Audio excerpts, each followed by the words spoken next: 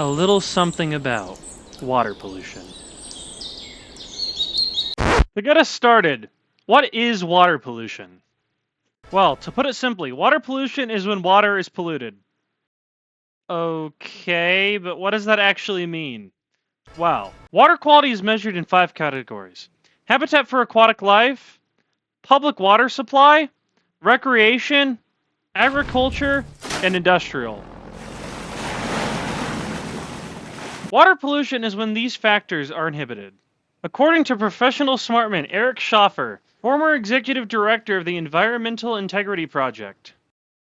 But after 50 years and more than 120 million people added to the U.S. population, the Environmental Integrity Project report shows that about half of the country's rivers, streams, lakes, and reservoirs are so polluted that they're deemed impaired. Now, you may be asking, why is this a problem?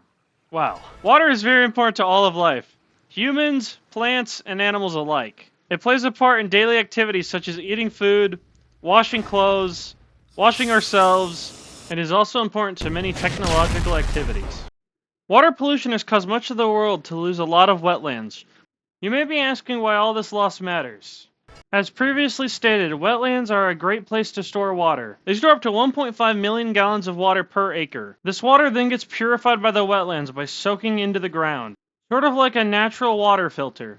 As you can imagine, the continued loss of these wetlands would only make the water quality decline even further. You may not even know how bad the water quality already is.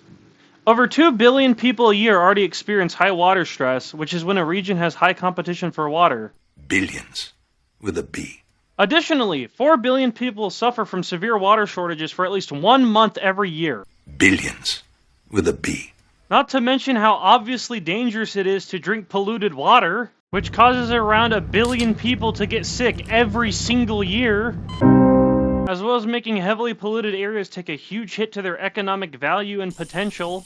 And as time goes on, water pollution will only get worse and worse as less water becomes available. So, what can we do about it? Well, there are several ways that you can try to reduce water pollution. For the purposes of this explanation, we'll be saying that this guy represents water pollution. The first way you can reduce water pollution is, instead of throwing your trash into a lake or river, you can instead throw it into a trash can like a normal person. Let me read out letters. The second of these is to wash your car in gravel and grassy areas to prevent waste from going into storm drains. Additionally, it is not advised to pour oil into storm drains.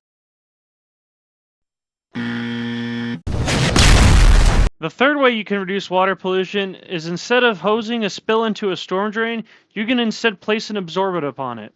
Once the liquid becomes solid, you can throw it away.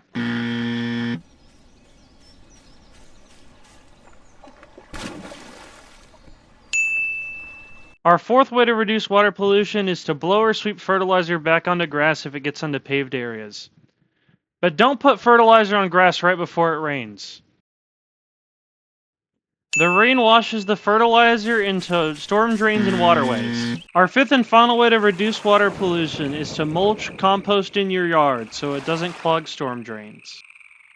And with that, you're on your way to making the world a better place. Also, say goodbye to water pollution.